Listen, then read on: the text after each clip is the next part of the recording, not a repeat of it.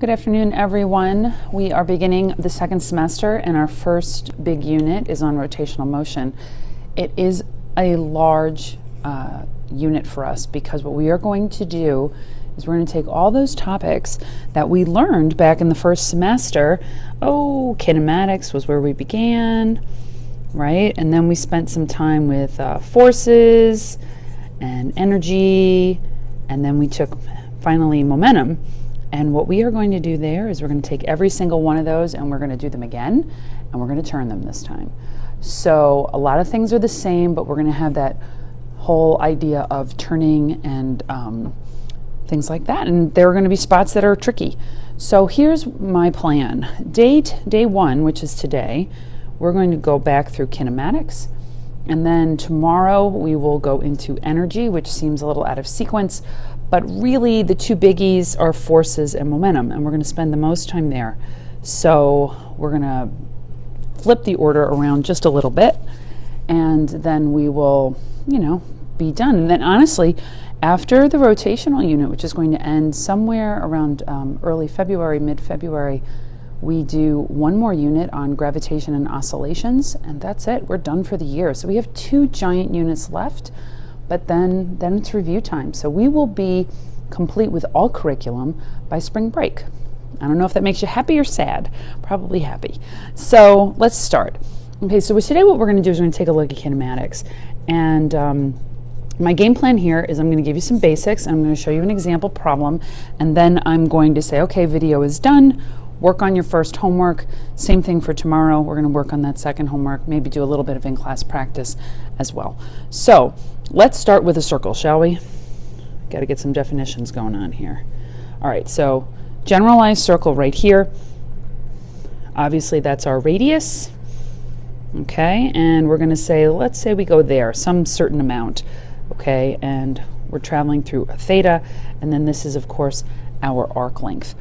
So generally what I like to do when I begin this unit is I have these little turntables, and I take them out and I'll put 2 pencils, one standing close to the middle and one standing on the way outside, and I spin it and I ask which pencil is traveling faster, and it looks, of course, like the one on the outside is traveling faster. Or I'm sorry, the one on the inside is traveling faster, my bad. And well, anyway, the bottom line is they look different, right? And then I ask which one is faster, and then people say, well, it depends. Ultimately what we come to is the idea that it depends on whether we're talking about moving in a straight line or are we talking about moving at an angle. And the idea being that if you have to travel a longer distance, then that's going to obviously affect your velocity, but what kind of distance are we talking about? Are we talking about a translational or a linear distance? Like if you took a string and went around that circle and then held out the string to a ruler? Or are we talking about the angle that is cut through? So we have to be very, very careful with our definitions. So let's begin. All right, if we are talking distance in kinematics, we would say delta x. If we are talking about it in terms of rotation, we're going to change that symbol to the arc theta, or to theta. Okay, so the angle that you traverse when you're going around in a circle is going to be equivalent to distance, at least the linear distance. We are really going to take the same concepts and we're going to put our rotational counterpart to them. So I think for kinematics, the tricky part is learning all the symbols. But overall, it's not too difficult. And if I had to define it, you would say, you've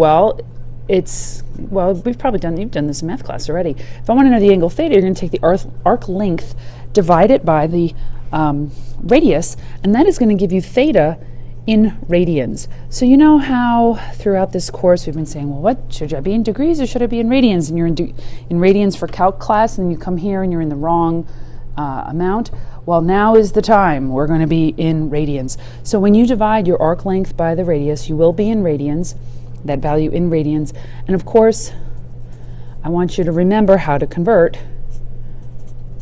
from one to the other. That's my basic idea here, right? So if I want degrees, I'm going to multiply by 180 on pi. If I want radians, I'm going to take the number of degrees and multiply it by pi on 180, and I will then have it. So be sure you can convert between the two. I have a feeling that you are rather fluid in that already. And then some other helpful things to understand, or at least to make a note of course, is that going all the way around our circle is called a revolution. And it's 360 degrees, or in radians, it is 2 pi radians. Okay, so our distance is going to be theta, the arc, or I'm sorry, not the arc, the angle that is traveled. Okay, so then let's move on to our next quantity from kinematics. After distance and displacement, we worried about velocity and speed, and you notice I'm kind of smushing them together here. That's okay. All right, we are rather lazy about that as we progress through the course. They seem to always mean the same thing. Okay, so in linear form, or in translational motion, as we like to call it,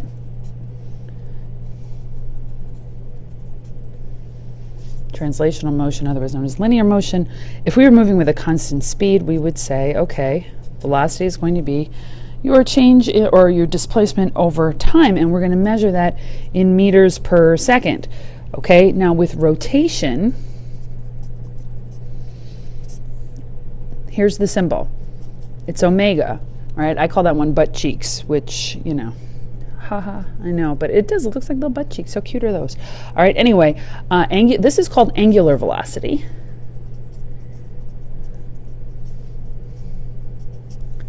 And basically it's the same idea. Instead of displacement, I want the change in theta, right? Because that's my rotational equivalent. And time, well, time is still time. That helps, right? And instead of meters per second, now we're measuring in radians per second. Okay, so that's with constant velocity. Obviously, we are not always going to have constant velocity, but we'll worry about that in a few minutes. Okay, everybody good, I hope? I'm going to switch over. I'm going to grab another piece of paper here, just in case. Okay, next. I'm going to move on from that one. All right, to consider, let's consider the calculus. We do have those same calculus relationships that we have when we deal with kinematics. Okay, so in kinematics, in linear motion, we would say, all right, well, the velocity, I find that by taking the derivative of the position with respect to time. And if I'm dealing with rotation, okay, well, angular velocity is going to be d theta with respect to time. So I'm still taking the derivative, and that will actually get me the angular velocity. So that relationship is still intact. What I think I like about this the most is that it's not that you have to really understand or learn something brand new. You just have to remark it as with some different labels and realize that you're turning around in a circle versus anything else. All right, and of course, going backwards is also rather important. If you want to find, your change in position and you're doing, you have a velocity function. Whoops, I'm sorry, I wrote that wrong. You're going to take the integral of the velocity function with respect to time. And the same thing here, if I want to know the change in theta, well, I'm going to take the integral of the omega function with respect to time, or my angular velocity function with respect to time. Okay, so keep that in mind as well. Linear acceleration. What if we are not traveling with a constant speed? Well, the most basic fundamental understanding of acceleration is that it is a change in velocity with respect to time, right? And in fact, we get our first kinematic equation, VF equals VI plus AT. It's actually just the expansion of this, and of course things moving around and getting rid of those fractions. So this is our most fundamental relationship. Here we measure in meters per second squared. If we are dealing with the rotational counterpart, obviously this is our linear counterpart. If we are dealing with rotational acceleration, then we use alpha, otherwise known as fish, right? It looks like the little fish. All right, so alpha is going to be the change in omega, or the change in angular velocity with respect to time. Our unit is going to be radians per second squared. And again, that calculus relationship is still going to exist. If we are dealing with finding a linear acceleration, right, what we are doing is we are taking the derivative of the velocity function with respect to time, And if we want to find velocity from the acceleration function, we are taking the integral. Rotational counterpart is really the same sort of relationship, right? So alpha is going to be the change in omega with respect to time. And if I want to know omega, I have to go backwards. I'm going to do alpha with respect to time. All right, so I'm going to take the integral of angular acceleration in order to find angular velocity. Now, I'm not going to lie, your first homework has a few of these functions on them. Okay, nothing too crazy, more a little bit of practice, kind of get you warmed up, but do keep in mind that those relationships, they do still exist. Okay, now, kinematic equations. Oh, am I off the page? Nope. Okay, there we go. Kinematics equations. We've got three biggies that we tend to use here in good old AP. So let's just rewrite them. And you know what? If I'm 100% honest, I don't memorize them as rotational equations.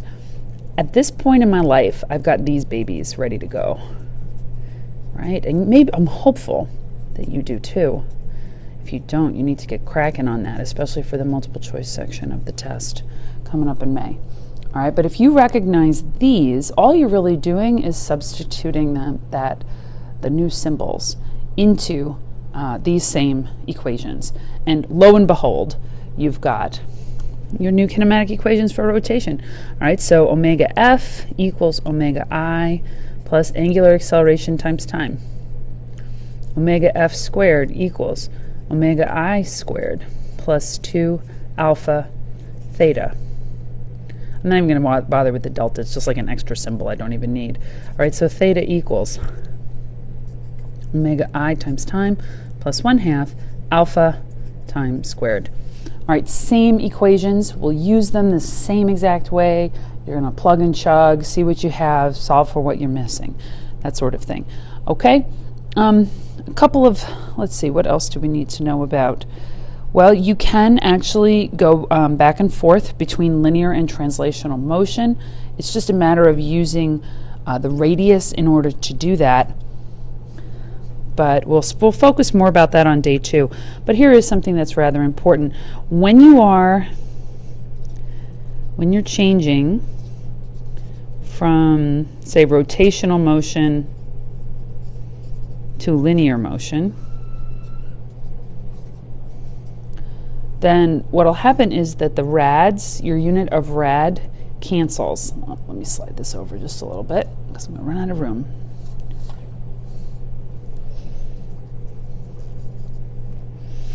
Okay, and this is one of the big questions I usually get. How come? All right, why? Because it's a dimensionless unit. It's not random, it's not arbitrary, it's not just there for, magic purposes, but it is dimensionless. Whoops, I can't spell that. Dimensionless. If you think about it, when you go and you find rads, you're doing an arc length over the radius. That could be centimeters over centimeters, meters over meters, kilometers over kilometers. Just depends on what you're dealing with. So a rad is a dimensionless unit. And then when you go and you multiply again and you do some of the math, we just eliminate it because we don't need it anymore. Okay, so you will see it disappearing in some of your math. Not to panic, not to panic. All right, that's just the way it is. So my last thing I'm going to do here, I'm going to put up a practice problem, and I'd like you to copy it down, and then take a few minutes, try to solve it yourself, pause the video, and then come back and see how well you did. All right, so I am going to give you a few minutes here, and what I'm going to ask is that you pause the video here, jot this down, and then I will get ready to solve it in just a few minutes. So again, pause the video right here and start it again when you're ready for the solution. Okay, so let's start up again and see how we did. Okay, a CD rotates from rest to 500 revolutions per minute in 5.5 seconds. Find the constant angular acceleration. Okay, so let's see what we've begun with. 500 revolutions per minute. The first thing I'm going to do is I'm going to change that to radians per second, because that is going to be more helpful to me. I'm going to be able to work with this stuff. All right, so if I want revolutions, I want to get rid of it on the bottom. I'm going to change it to radians. I know that 1 revolution is 2 pi radians. And then minutes, I'm going to change into seconds. I want minutes on top, seconds on the bottom. I always find it helpful to write these combined units up and down versus sideways. Otherwise, you end up, you know, forgetting to cancel stuff. We make enough big mistakes. We don't need to make silly little mistakes like that, right? Okay, so if you do this part and then you do the math, you should get approximately, and again, you know how we are about rounding. We're a little, you know, helter-skelter with that, but that's okay. All right, so this is the initial angular velocity that we have. Okay, we're also told the time is 5.5 seconds, and we want to know the constant angular acceleration if we are going to stop it. So it's a pretty straightforward, you know, application of kinematics right there, and we're going to solve for angular acceleration. All right, so omega f minus omega I divided by t gives me angular acceleration. So let's see, 0 minus 52.36 radians per second divided by 5.5 seconds. And what we are going to end up with is a negative value, and is going to be radians per second squared. So 9.52 radians per second squared. All right, so there's my answer to the first question. All righty, part B, how many revolutions does it make in those 5.5 seconds? Now revolutions, what the heck does that correspond to? Revolutions is going to correspond to theta. Okay, we want to know just what the change is. All right, how many revolutions is it going to make during that time frame? Okay, so if I figure that my initial one is 0, right? So we're going to do really a combination of, I'm going to do this one right here. And I guess technically I should be saying delta theta, and then expanding it into final minus initial, and then moving the initial over. And if that doesn't make sense, let me say that again. All right, so instead of theta, it's really delta theta, which means final minus initial. And then, of course, the initial moves over to that side of the equation, but it's 0, and it's going to cancel. So I'm just going to, you know, not worry about it. Okay, so let's figure out exactly kind of what we were doing here. So, now that I made a mess, you know what? Let me write this on a new piece of paper. That would be a lot easier for me to do. Okay. Now, I realized that we were slowing down in the first one. I'm going to work with it, though, in the opposite direction, just to make the negatives a little bit easier on myself. It's not really that big of a deal, right? So delta theta equals omega I t plus 1/2 a t squared. All right, so what's my angle that I go through? Well, what I'll figure is that my initial velocity is 0. My final velocity is 52.36 rads per second. And my time, 5.5 seconds. My acceleration, look at that. I mixed up my linear and my angular. I do that all the time. But hopefully you know what I meant, right? 9.52 rads per second squared. Okay, let's figure this one out. So that drops this piece out, and I'm looking for theta, so I'm going to do 1/2 9.52 rads per second squared and 5.5 seconds, and square that. Okay, when I do that math, I'm going to get 144 radians, and then I'm going to convert that to revolutions. Radians on the bottom, revolutions on the top. 2 pi radians is 1 revolution, and I'm going to get about 22.9 revolutions until it stops. Oops, hopefully that's not off the page there. There we go. Okay, part C. How far does a point on the rim 6 centimeters travel or I'm sorry, let's say it again. How far does a point on the rim 6 centimeters from the center of the disc travel in 5.5 seconds? Okay, this one is actually going to involve changing some of our rotational motion to linear motion. And here's the main thing to keep in mind with that. What you're dealing with when you are going to convert any of your angular motion into linear motion. All right, that's the basic relationship for finding theta in the first place, right? S is my arc length, again, back from the page before, right? S is my arc length, R is my radius, and that's pretty ill-conceived when it's drawn, but you get the idea. All right, so if I take theta times the radius, I will get the arc length. And this corresponds, of course, to the change in linear motion, right? If I took a piece of string and I actually measured from here to here and held it up against a ruler, that's what that would be. So if I want to know how far did the point on the rim, 6 centimeters from the center of the disc, travel, that means that my 6 centimeters, that's my radius, of course. And yeah, I can work with it from there. So my theta was 144 radians, and my radius, 6 centimeters. And it's up to you if you want to keep it in centimeters or change it. I will do both, and this will give us our delta x, all right, because that's going to be our arc length. So when I multiply those two, I get 864 centimeters. Again, notice my radians just seem to magically disappear. That's just because it's a dimensionless unit, which is also why I don't have to worry so much about the metric conversion right away. But if I want it in meters, there you go. It's in meters as well.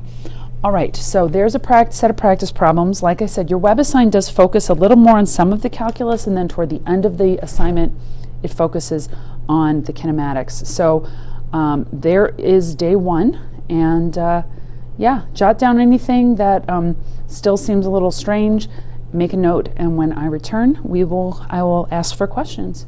All right, have a good one.